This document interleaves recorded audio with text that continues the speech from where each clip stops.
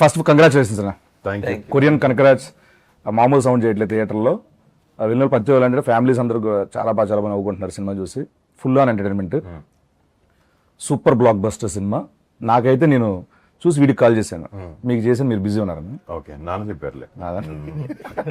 నాకైతే కొన్ని క్వశ్చన్స్ ఉన్నాయి. ఫస్ట్ డైరెక్టర్ గారి దగ్గర నుంచి స్టార్ట్ చేస్తాను.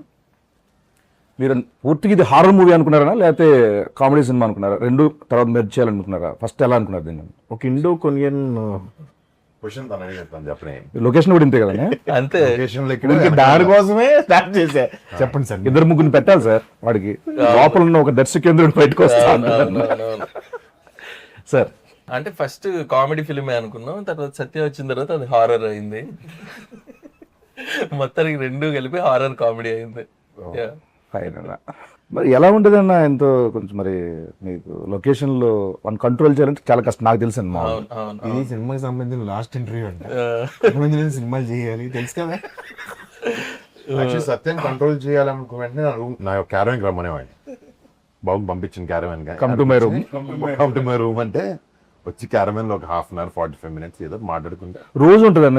రోజు రోజు రోజు రోజు లంచ్ దాని సపరేట్ కాల్ షీట్ అన్న.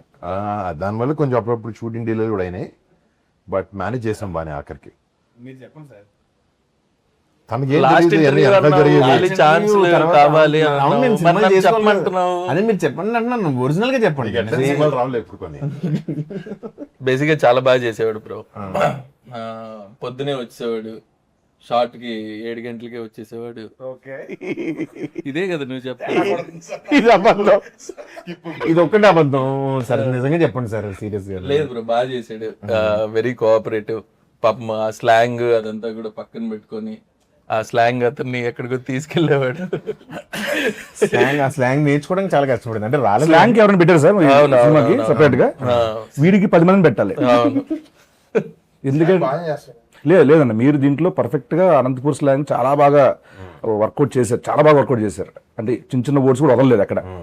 వాడైతే అది అనంతపూర్ కాదన్న, అనంత శ్రీరాంపురం అది ఆ స్లాంగ్.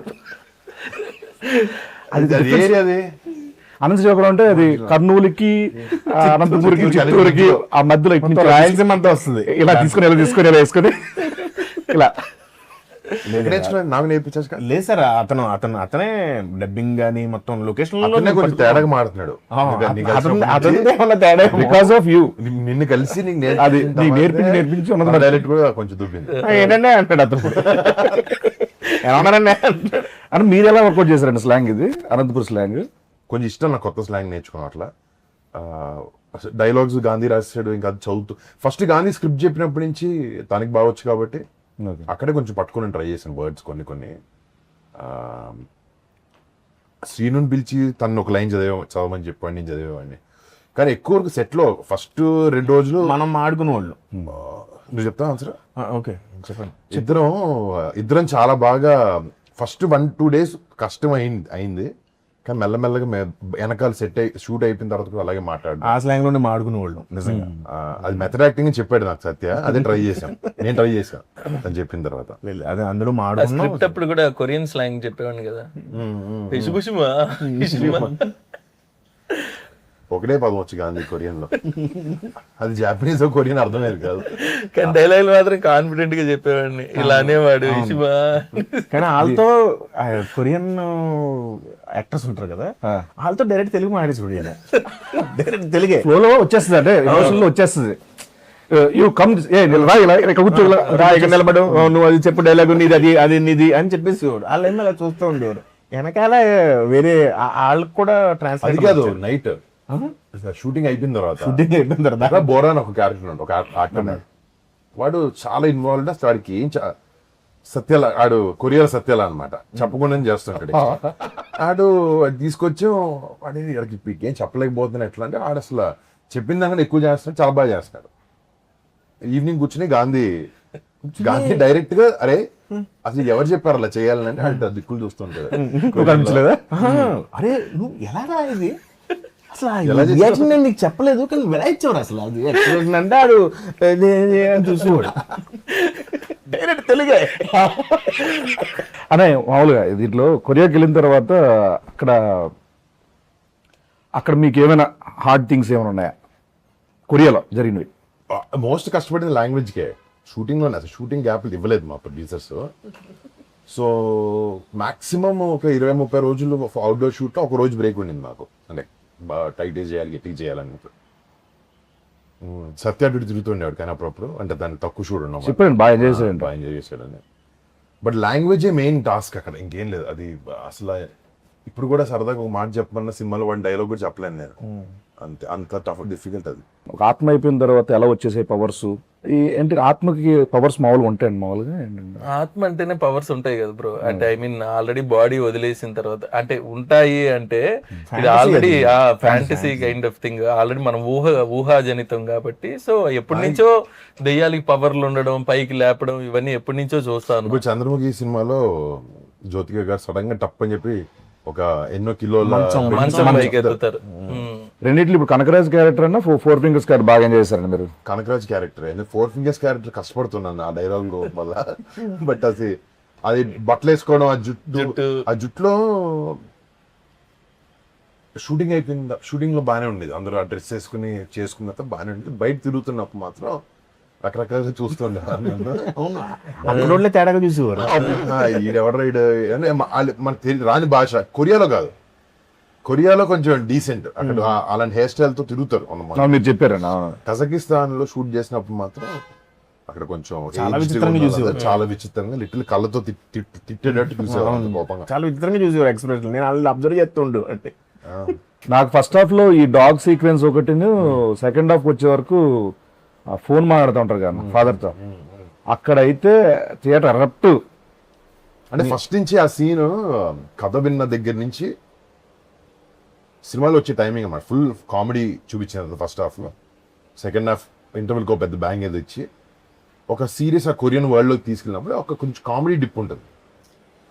కానీ ఎంతైనా మన ఫోకస్ మంది కామెడీ ఫిల్మ్, మళ్ళీ ఆ జోన్లోకి తీసుకెళ్ళాలి, దానికి ఒక పెద్ద ఒక బ్యాంగర్ సీన్ ఉండాలి అనుకున్న కరెక్ట్ టైంలో వస్తుంది సీన్. అండ్ ఫస్ట్ నుంచి ఈ సీన్ థియేటర్లో పేలుతుంది. మళ్ళీ ఆబ్వియస్లీ సత్య వచ్చిందంటే తను ఎలా చేస్తున్నాడు అన్నీ ఆబ్వియస్లీ తెలుసు. షూటింగ్లో కూడా మేము పిచ్చి పిచ్చిగా ఎంజాయ్ చేసాం అనమాట.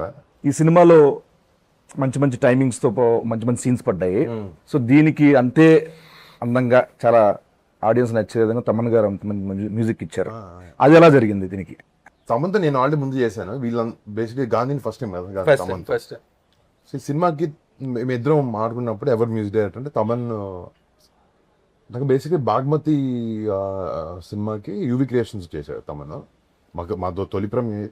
ఆ సినిమాలో తను ఇచ్చిన స్కోరు చిన్న భయం వేస్తుంది అనమాట, ఆ బ్యాక్గ్రౌండ్ స్కోర్ అని విన్నప్పుడు. అది భలే ఉంటుంది, మన సినిమా జోన్కి సెట్ అవుతుంది బాగా. తమన్ క్యాన్ డూ దిస్ అన్న జోన్లో మేము ఇద్దరం ఆడుకుని డిస్కస్ చేసి తమన్ తెచ్చు. And Thaman was very happy to be on board. కానీ లాస్ట్కి వచ్చినప్పటికీ తను కూడా చాలా ఇన్వాల్వ్ చేశాడు సినిమా.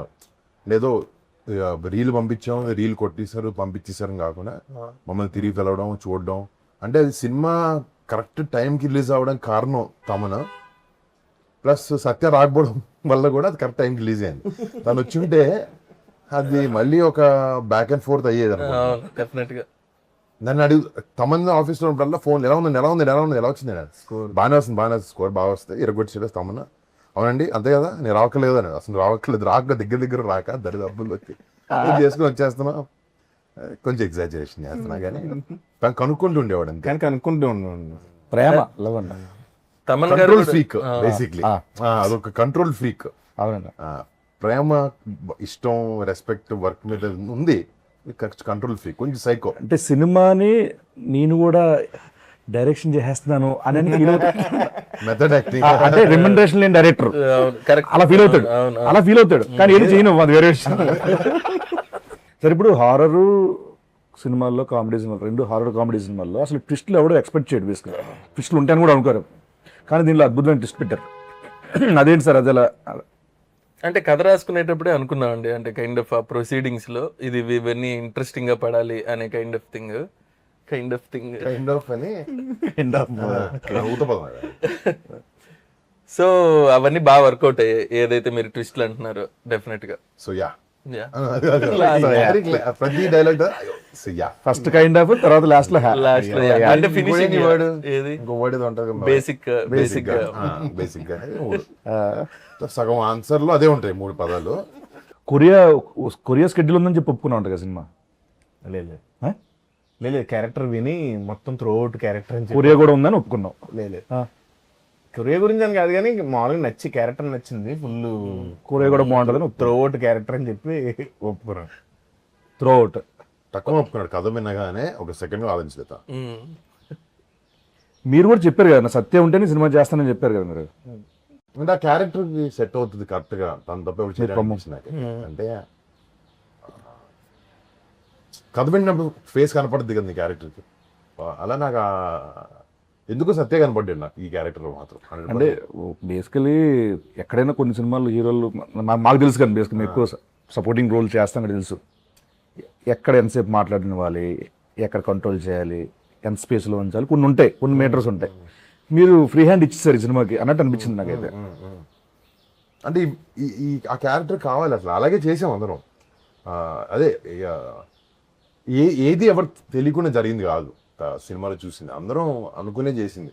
చిన్న చిన్నవి ఇప్పుడు ఆ కొబ్బరికెట్టు ఎంక పగలు కొట్టిన దగ్గర పువ్వు రావడం, లేకపోతే పక్కకి తీసుకుని తర్వాత ఫాదర్ చెప్పే డైలాగ్ అన్ని డిస్కషన్ చేసి చేసాను. నమ్మేది ఏంటంటే ఆయనకి నాకు ఆఫ్ స్క్రీన్ కెమిస్ట్రీ సెట్ అయ్యి ఆఫ్ స్క్రీన్ ఎక్కువ మాట్లాడుకుని మళ్ళీ ఆన్ స్క్రీన్ ఫ్రెండ్స్ కదా, అక్కడికి వెళ్ళిన తర్వాత చాలా ఈజీ అయింది. ఈజీ అయ్యి పంచ్ నుంచి ఇంకో పంచ్ అలా మారటం. జుబేద్ అయితే ఆయన చెప్పిందే మొత్తం, అది ఇలా ఎక్స్టెండ్ చేద్దాం నువ్వు చెప్పావు. జుబేదా అన్నది ఒక్కటే నేను చెప్పాను, మిగతాదంతా మీరు చెప్పారు. ఎక్స్టెండ్ చేసిందంతా అంటే ఇద్దరిది ఉంది. నేను మానిటర్ లో చూస్తున్నా నేను తెలీదు చేస్తున్నట్టు, అప్పుడు అనుకుని చేసాం. అది ఏంటంటే బయట ఉన్న కెమిస్ట్రీ వల్ల వస్తుంది అది. వాటి సడన్ సర్ప్రైజ్ ఇచ్చారు ఆయనకి. అవును. చిన్న చిన్న ఎక్స్టెన్షన్స్ ఏం మాడుకుంటున్నారు ఏంటంటే వచ్చి ఏదో అన్నారు ఏంటి అంటే అప్పుడు ఎక్స్ప్లెయిన్ చేసాం. అలా బాగుంది. అందువల్ల కుదిరింది అది అన్నీ. నేను నిన్న మా అత్తమ్మతో మాట్లాడాను. మా అత్తయ్య మాట్లాడితే సినిమా చూసారంటే చూసాను. నేను రాత్రి చూసారంట. చూసి సినిమా అంతా చాలా కామెడీ ఉంది, చాలా బాగుంది కామెడీ, అది బాగుంది ఇది బాగుంది అని చెప్పి క్లైమాక్స్ ఇంకా బాగుంది అన్నది ఆవిడ. బీసీ సెంటర్లోనే అసలు దానికి అసలు వేరే అప్లాస్ దానికి క్లైమాక్స్కి అది వేరే. అది ఆ బ్యాక్గ్రౌండ్ స్కోర్, తమ్మగారు గారు ఇచ్చిన బ్యాక్గ్రౌండ్ స్కోర్, మీ పర్ఫార్మెన్సెస్, ఆత్మల తాలూకు ఇది ఫెంటాస్టిక్ వచ్చింది.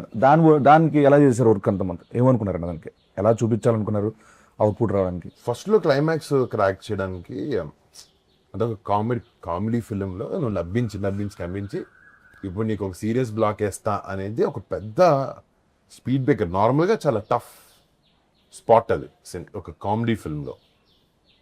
ఇప్పుడు సీరియస్ చెప్తాను ఇదేంటి కామెడీ ఆపి సీరియస్ చెప్తున్నాడు అన్న ఫీలింగ్ వస్తుంది. లేకపోతే సో ఎలా మనం ఏదైతే ఒక వరల్డ్ తీసుకున్నామో, దెయ్యాలు ఎక్కుతాయి మనుషుల్లోకి, వదులుతాయి, సడన్గా దెయ్యంలో వచ్చి మాడతాడు, ఇవన్నీ, లేకపోతే చిన్న పూజ చేస్తే దెయ్యాలు వశీకరించుకోవచ్చు, ఈ టైప్లో ఉండే వరల్డ్లో ఒక ఆత్మను తీయాలంటే ఎలాంటి క్లైమాక్స్, ఎలాంటి ఒక ఆత్మ ఒక బాడీ నుంచి వదిలి వెళ్ళిపోవాలి అంటే ఎలా క్రాక్ చేద్దాం అనుకున్నప్పుడు గాంధీ వచ్చాడు ఐడియాతో.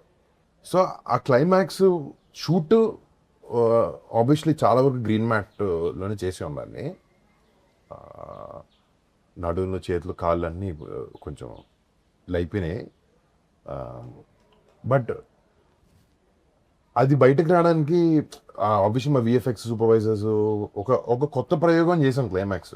ఒకటి మనకు టైం రెస్ట్రిక్షన్, బడ్జెట్ రెస్ట్రిక్షన్ అన్నీ ఉన్నాయి. కానీ ఈ డిఫరెంట్ ఎక్స్పీరియన్స్ ఇవ్వాలనే దాంట్లో what ever that blue colour and orange colour substance, ఒక ఇద్దరు ఆత్మలు కొట్టుకుంటే ఎలా ఉంటుంది అని ఒక క్లైమాక్స్. అట్లీస్ట్ ఇట్స్ పాయింట్గా ఇట్స్ సంథింగ్ న్యూ. కొంతమందికి అది టాకీగా అనిపించవచ్చు, కొంతమందికి అది చాలా అద్భుతంగా అనిపించవచ్చు. But we feel that is the right climax. Illogical గా ఏముండదు. హీరో కొరియా బయలుదేరేటప్పుడు తల్లి కాలభైరవుడు మన కులదైవం అనిపిస్తుంది. సో ఆయన ఆశీర్వాదం ఉందనేది చూపిస్తాం లాస్ట్ క్లైమాక్స్. ఆ డౌట్ అడగలేదు, చెప్తున్నా మామూలుగా లాజికల్ అంటే లాజికల్ గా ఉండదు అంటే అసలు ఆత్మ బయటకు వచ్చి కొట్టుకోవడమే లాజిక్ కాదు కదా. కాదు, మరి ఇంకేముంటది అసలు. బేసికల్ నేను సినిమా చూడండి సగటు ప్రేక్షకుడు చూస్తే ఏమి రావు, ఎమోషన్ తో కనెక్ట్ అవుతారు. ఎప్పుడైతే తమన్ మ్యూజిక్ ఇచ్చాడో it look different, it fell different. Experience theatre లో బాగా వర్కౌట్ అయినది. అది ఎమోషనల్ గా పీక్ వెళ్ళింది లాస్ట్ షాట్స్ అంతా. ఆయన ఎక్కువ సాగదీలే ఇంకా ఎందుకంటే we wanted to finish funny note ఉంది, కానీ ఒక ఆత్మకి దానికి ఒక సొల్యూషన్ ఇవ్వాలనే దాన్ని రాసి వచ్చింది. నేను ఎందుకు అత్తయ్య గారి కాల్ గురించి చెప్పానంటే వాళ్ళంత కనెక్ట్ కాదు, మా మదర్ వాళ్ళ ఫ్రెండ్స్ ఒక 30 మంది లేడీస్ వెళ్ళి సినిమా మేము కలిసి చూసాను. చూసారా? ఓకే, వాళ్ళు వచ్చినప్పుడు ఫస్ట్ అసలు అదిరిపోయింది, క్లైమాక్స్ అదిరిపోయింది అన్న జోన్ లో వచ్చారు. అండ్ అవునా, ఓకే. బట్ అదే అన్న, ఇప్పుడు సినిమాలో ఇన్వాల్వ్ అయితే నీకు సినిమాలో క్యారెక్టర్స్ ఇన్వాల్వ్ అయితే నీకు అలాంటి ఏం డౌట్ రావు. మీ దాంట్లో డబ్బింగ్ కి హెల్ప్ చేశారంట కదా సార్, దీంట్లో చిన్న క్యారెక్టర్ కూడా చేశారు కదా, సీను కొరియన్ అయిపోయింది సార్. కిమ్మా కిమ్ జీను జీనుకు ఒకసారి కాల్ చేద్దాం సార్ సరదాగా. చేయండి. వాడికి యాక్చువల్లీ లాస్ట్ టైం సత్య చిన్న ప్లాన్ వేసారు, August 7th కొరియన్ కనక రిలీజ్ అని చెప్పండి, అప్పుడు నుంచి అదే మాడుతున్నాడు ప్రతి చోట. ఎక్కడే ఉంటారు సార్? ఢిల్లీలో ఉంటాడు. కంసామిదా కంసామిదా. Oh, hello. Hello Kim. Yes, sir. Kim how are you? Yes, sir. How are you? I'm good, sir. How are you, sir? Fantastic, mind blowing, బల్లె బల్లె. Yeah. So calling from Hyderabad. Yes, sir. Watched your Korean Kanakaraju. Sorry. I watched your Korean Kanakaraju movie. I will go to watch tomorrow. Okay, but it was fantastic. with Your your, role is fabulous, wonderful. Voracious. More than your role, you Yeah. said one dialogue, right? Yes, For sir. promotional video. Yes, sir. Korean Kanakaraju releasing on August 7th. Yeah, in Telugu. Yes, sir. Yes, that was fantastic. What a modulation, what a expression. Director చూసారు. Thank you, sir. Thank you so much. Yeah, one of my Happy to hear that. one of my friend, he's the director in Tollywood. Yes, sir. So he's very impressed with your acting skills. Okay, sir. Yeah, he want to hire as a hero for his upcoming film. Yes, sir. So are you interested in acting? Of course, sir. Of course, I'm interested. No, only full course, Of course, actually, sir. not off course. Hello? Yeah. Sir, fully, of course, Yeah. I'm very interested in, Yeah, sir. of course. Okay. So are you ready to do this movie? Yeah, I'm ready, sir. You're ready. Okay, fantastic. Okay, for this movie, we are how much remuneration you're expecting for this movie? We are giving you 2 CR for Yes, whole sir. movie. For whole Oh, movie. yes, sir. Yeah, producer is here. Yes, sir. Producer will tell you more details about this film. So producer sir, Kim online. Hello, sir. Hello Kim. Yes, sir. This is Kim, sir. Yeah do you remember me? My voice, I'm so sorry, sir. Tell me who I am. I don't know, sir. Another voice. Sorry. Hi Kim, how are you? I'm good. How are you, sir? ఇది ఎలా ఉందని chat జీబీతో మాట్లాడుతున్నారు. I'm sorry. మీరు చెప్పండి. Hi Kim, how are you? We just Kim just called to say hi. People are loving what you did in the movie. Varun here. Varun. Yeah. Hello, bro. Hi. We're doing good. Movie's doing well thanks to your promotion that you did. No, I did nothing. Thank you so much. Thank you so much. And that was Satya trying to pull your leg all this while. Okay. All right, thank you, man. Take care. Yeah. Be here, Satya. You got him right. Yeah. All right. Thanks, man. See you. Bye. ఓవరాల్గా దీనికి చేసిన support కానీ నీ character కానీ చాలా అద్భుతం పేలింది సత్య. I'm చాలా హ్యాపీనే అయితే. ఈ సెకండ్ హాఫ్లో ఆ వీడియో కామెడీ ఉంది కదా, అక్కడ నేను అసలు చాలా ఫుల్ ఫిదా. సో దానికి గాను ఇంత బాగా ఎంజాయ్ చేస్తున్నారు కాబట్టి ఆడియన్స్ నువ్వేం చెప్పాలనుకుంటున్నావు? వినమ్రతతో నిజంగా థ్యాంక్ యూ సో మచ్ అండి తెలుగు ప్రేక్షకులందరికీ. నవ్వకుండా జెన్యూన్గా చెప్పు. తెలుగు ప్రేక్షకులందరికీ నవ్వకుండా చెప్పు, ఎలా చెప్పాలి చూడు. చాలా థ్యాంక్స్ అండి. చాలా థ్యాంక్స్ అండి. సినిమా చూసిన ప్రతి ఒక్కరికి, అలాగే ఫోన్లు చేసి నాకు చెప్పారు. చాలా థ్యాంక్ యూ సో మచ్ అందరికి. మా సినిమా ఎంత మంచి సక్సెస్ చేసిన వాళ్ళందరికీ. సార్ ఏమన్నారు నిన్న, బాస్ ఏమన్నారు నిన్న మన సక్సెస్ మీట్లు ఏమన్నారు? నిజంగా శిరస్సు వంచి మనం చెప్పాలని చెప్పారు. అలా చెప్తున్నాను నీట్గా. ముందుగా నేను ఆయన బాస్కి చెప్పు కాదు నిజంగా నేను హ్యాపీ. నువ్వు ఒకవేళ అక్కడ ఉంటే సక్సెస్ మీట్లో ఉంటే మేబీ సత్య చాలా బాగా చేశారు, పక్కన నుంచి పెట్టుకుని మాట్లాడేవాళ్ళము. షూటింగ్ అయిపోయింది అప్పటికే.